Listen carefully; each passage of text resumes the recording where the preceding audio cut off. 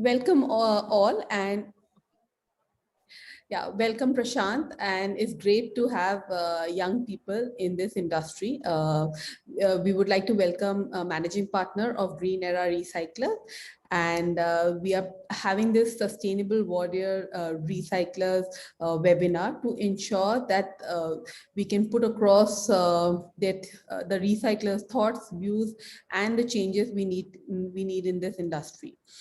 Welcome everyone, and we welcome on behalf of eWaste Social, India's #1 B2B auction platform for waste management, connecting corporates generating electronic waste directly to the registered recyclers. So hello, Prashant, and welcome to the webinar series. Yeah, hi, Ram. So this has been a wonderful privilege to be over here, especially being conducted by eWay Social. You guys are doing a wonderful job, being the marketplace to connect the corporates as well as the authorized recyclers and dismantlers, which is probably one of the need of the house, especially for authorized units like us. So thanks, and it's a wonderful platform to be here as well. Yeah, thanks so much, Prashant. So coming to your journey into this recycling industry, and seems like you are pretty young, and like you decided to get into the recycling industry. Tell us what was the motivation behind that. Uh, the basic motivation was towards the environment and sustainability. So that is all. I think that is all we have to drive through. Be it a unit like us or be it a marketplace like you all. I think the basic thrust which will push us through would be the passion towards the environment and sustainability. So that is the basic trust, and for which and I had my studies with respect to bachelor's in environmental engineering, and from where I got to learn about what about the waste management and what are the threats which is being running through, especially the current scenario. Not just about India, it's about the global scenario. So our goals, especially my goals, started from there, like to establish what do you call something called an integrated park, where we have a tidal parks and all of the IT parks, especially for the software and other hardware related things. So I had an envision about the integrated waste management park, where we collaborate and do all of the processes. So that's how my initial stages started. So where I pushed up through the e-waste, because that is the world's most third most hazardous stream compared to radioactive and the medical waste, lies around the third part. So, and the humongous generation where India has been to the digitized economy now, it has been a humongous generation. So I just thought maybe this is the right time to start. So where an entrepreneurs of me gave a help towards the sustainability version of me. So that's how we started like 4 years back. So right back in 2017 was the year when we started. Uh, to be frank, we started with just two people. So Okay. now we are the team of around 20. We have a small team. I mean, we are not so big, neither small. So we are a good team of over 20, where each and everyone working around there is passionate about the environment and sustainability. That's the foremost thing which I was very clear on starting this platform. So right now we have our units in Coimbatore, and we have been looking forward to establish a unit in Chennai as well. And right through the journey, I had my help from WhaleTech TBI, something called Technological Business Incubator. So we Okay. were being funded, and the projects were selected among the top three among the environmental category. So Okay. that's a short line of how we started. Oh, that's great. Like that's very inspiring from the for the youth to get into this industry, because we need resource optimization to achieve circular economy, as well as to achieve the goals for sustainability. And it's gonna be inspiring. I meant like a lot of other young people to get into this industry as well. So tell us something about how the funding went through, and how did you get connected to the incubator. So just a few lines about that would help to reach out the younger generation to get into this industry. And we need more and more, because as we see, the waste is increasing on a daily basis, and India will soon jump to the #2 position, like, but we need more recyclers, especially in the formal sector, to ensure that the waste does not reach the landfill without being recycled, as well as also it does not reach it in the hands of underage children. So we need more people, so you please give us some light on how, you were incubated and what were the benefits you achieved in that. Sure. Back then when I was started, it was really a very good struggle for about 2 years because we were struggling to meet the right ends with respect to the finances. We were struggling to get the right team, to be frank, because this is not a very favorite industry within India. So once you get into the waste management, then that's a very big struggle, especially being True. the youth. You have to first of all face the hurdles at your family itself, because brought up in a family where each of my brothers and sisters are like engineers, and one is in the army and other stuff. They didn't want me to get into the waste management sector. So they were like, it's a cliche moment for us, and where I had to convince them for a year that I am going in a right path. So that was the first and major struggle. And after which, possibly getting the numbers ahead was a very big struggle, because getting into a TVA is not a big issue. Starting a business is not a good, it's not a big thing, to be frank. Everyone can start a business if you have a certain money or that stuff. But the patience, persistence, and the passion which is required to go through is very, very hard. Even if you ask me whether I have settled down as a startup till now, it's about fourth year now, I would say no.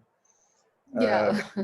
because I it's a agree. very big struggle. I mean, you get around like 5-6 years in order to set an industry, whereas an IT or hardware, which is very typical startup, which is being portrayed around, they can do it within 3 years. The reason behind is that even the governmental platforms, even the governmental regulations are not favorable to us.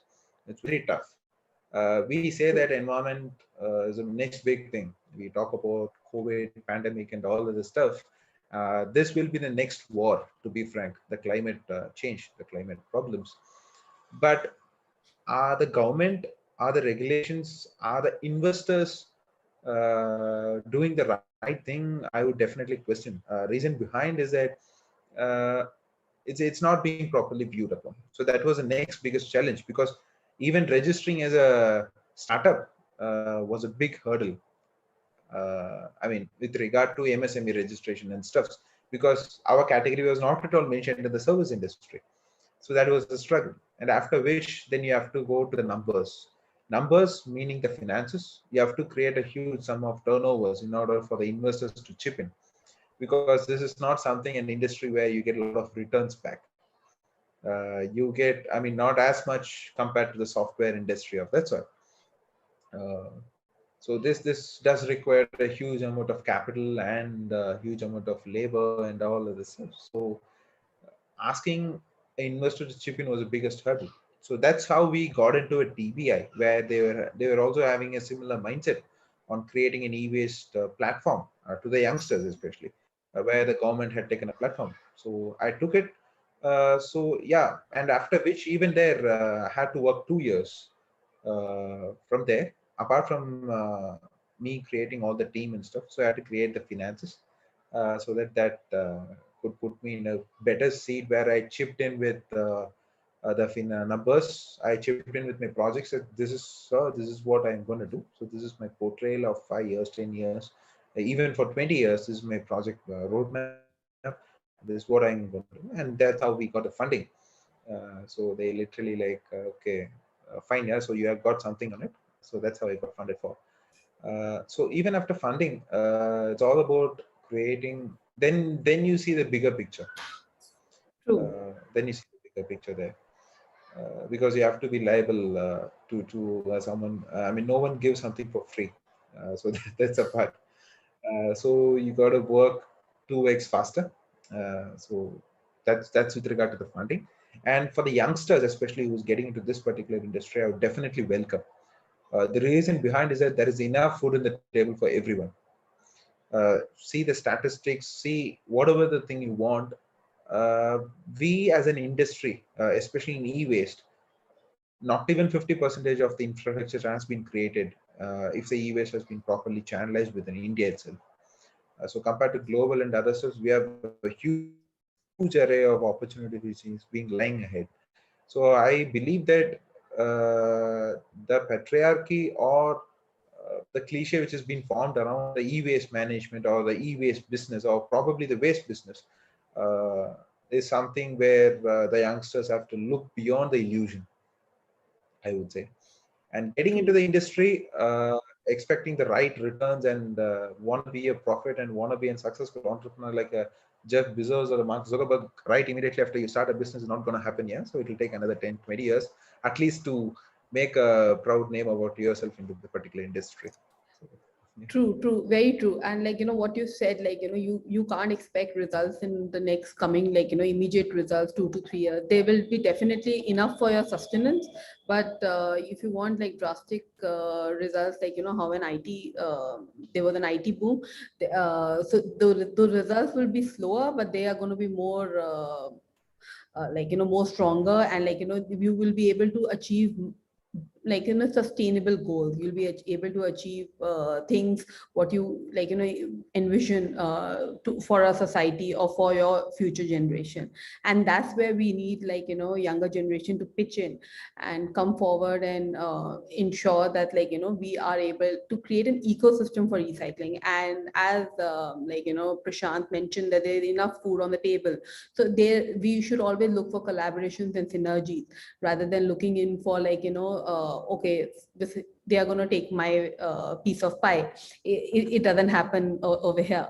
And also what I suggest corporates is like we should always promote recycling, also ensure that like you are giving recyclers a good price for the waste, and like not overcharging them, because that way they will never be able to recycle. So our main intention at eWaste Social is to create awareness among corporates that recyclers need like material also at a appropriate cost. You cannot charge them exorbitantly like high prices and expect them to recycle efficiently and environmental like environmental friendly way. So it's a win-win situation for both coming onto our platform where there are no middlemen, no extra charges. So a direct connect between the corporate and the recycler. So coming to you, Prashant, like, so in this pandemic, what are the major challenges that did you face like past 2 years? Like, I know you started 4 years ago and 2 years went off in pandemic. So like, what are the biggest challenge that you faced?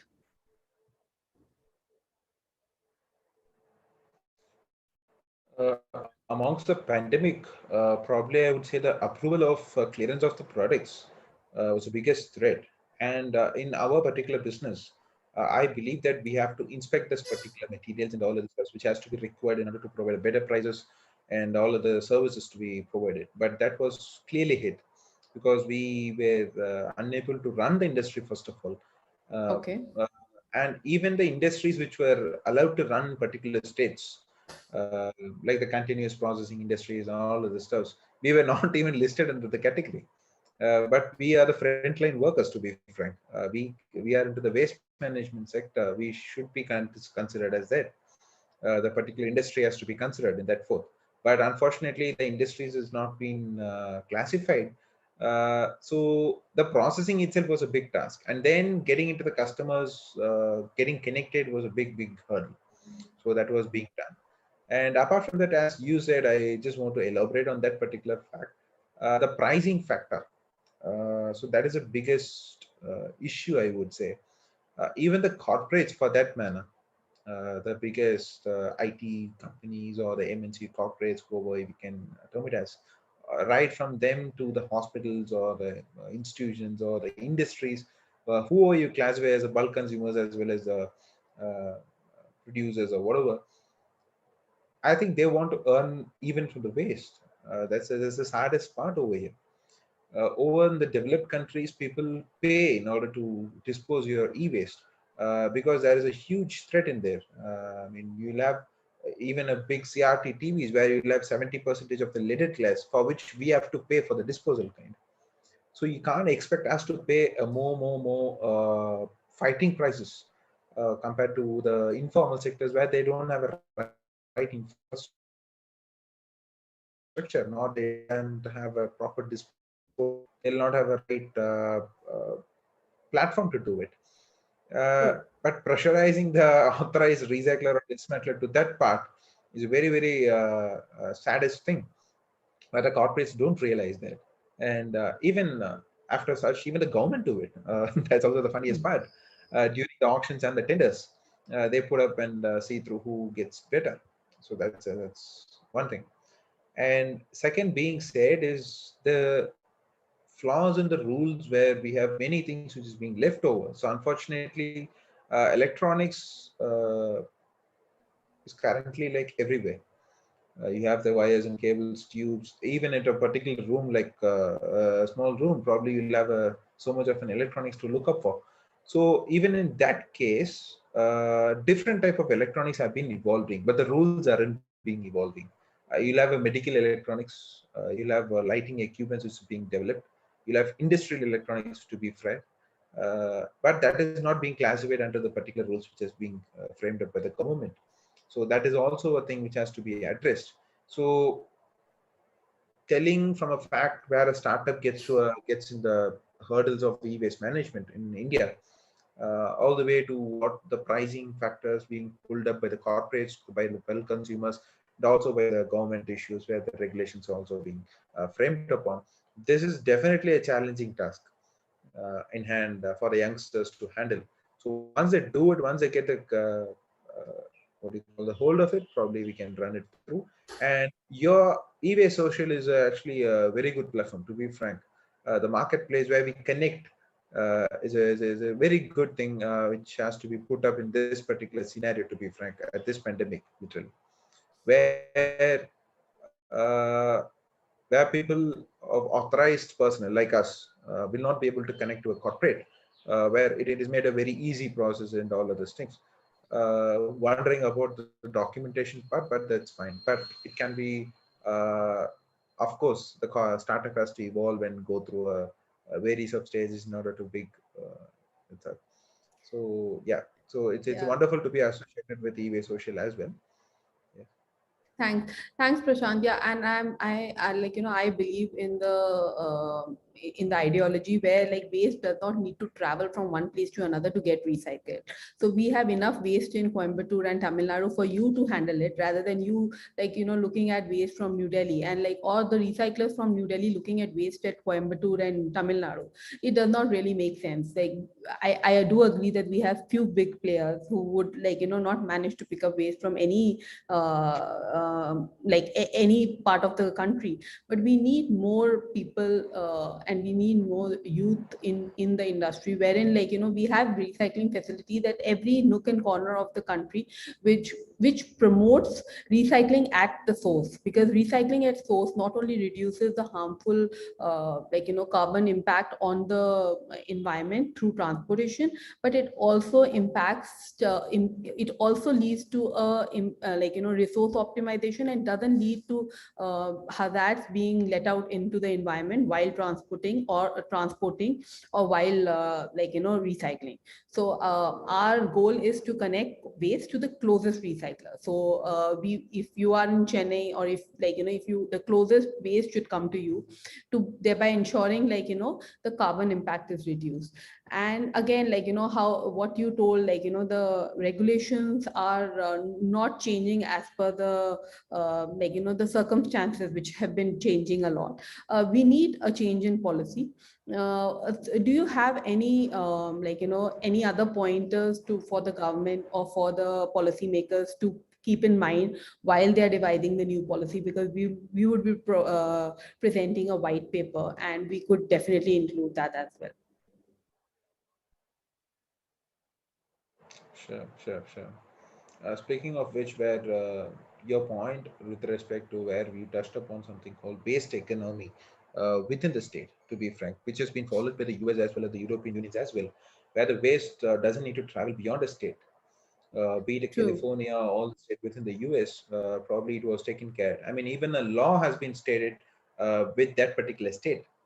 California has a separate e-waste law to be managed, and that's all. Uh, But in India, we have a central law, and we don't have a perfect guideline, as you said. So the waste, like in order to satisfy a producer through an EPR of that sort, we had to get a waste directly from the North India all the way to South. So that is not at all required. To be frank, as I previously said, there is enough e-waste being generated at every state, to be frank. So where waste from Tamil Nadu doesn't have to travel from south to north and from north to south, we can easily do it over here. So yep, that's a wonderful thing to have been brought up. And yes, with respect to the circular economy and the sustainability of this particular platform, with this particular segment, I would say that a lot of focus from the state government, as well as the stakeholders in form of investors, the whom I will term as the green business investors. I think they have to come up with. I think that would give the youngsters an upper hand, at least to not worry about certain things which we personally have felt. But to be frank, we would have been felt miserable at the start of the uh, unit or that sort, because of it'll be a huge task. But I personally believe that the youngsters were next generation people who's going to start this particular units of that sort. I don't think going through this much of hurdle and this much of pressure won't be much of a liking. So you will create a huge vacant gap over there, and it's hard to fill it on, compared to the situations where the consumability of a consumer, not just about the electronics, all of the products, to be frank, it's unstoppable. So you would create a harsh reality for the future ahead. So youngsters, please don't take this as what do you call, just as a business to make money of that sort. You should have a certain passion towards the environment as well, and a mindset to something to give back to the society, which you have gained for years when you have been growing through. So yeah. True, true, true. Very well said. Like, that we need more people coming into this industry, and definitely the hurdles are many. Like, starting from the when you want to set up the like your facility, the dismantling unit, to the interaction with the pollution control board. So there are the hurdle never stop, and that's like one of the biggest challenge. And a lot of people will just even wouldn't go into the second level, because that will be the biggest hurdle for them. And so we would request even the government to make the policies a little bit more easier for the on for the youth and the entrepreneurs to get into this industry. Because looking at the industry, and the size is vast, and if we need the resources which we want to go get them back into the production, we need this waste. So this waste is an integral part for optimizing the resources which we need back into our economy. So considering all of it, we definitely had a really great chat with you, very insightful as to how we can make a change. And it would be inspiring, I'm sure, many youngsters to get into this industry. And I would also request and more participation from the the younger generation to get into this, and entrepreneurs especially, to get into this industry and try to make it more streamlined. But because we can't leave certain things about climate action, sustainability to the government, we need to take some action, and that's when we are going to make a change. Yeah. So Prashant, it was great talking to you, and we wish Green Era Recycling a very progressive start. And I hope the pandemic has not affected you so much, and now the things would get back to normal, with more waste coming back into your recycling facility. And any support, if you wish to wish from our end, please do keep us in mind. We will also be sharing with you a few of our insights about the recycling activities, what we have been researching on. Yes, so definitely great to talk to you. And please say your two lines for the for the end of the webinar. And yeah.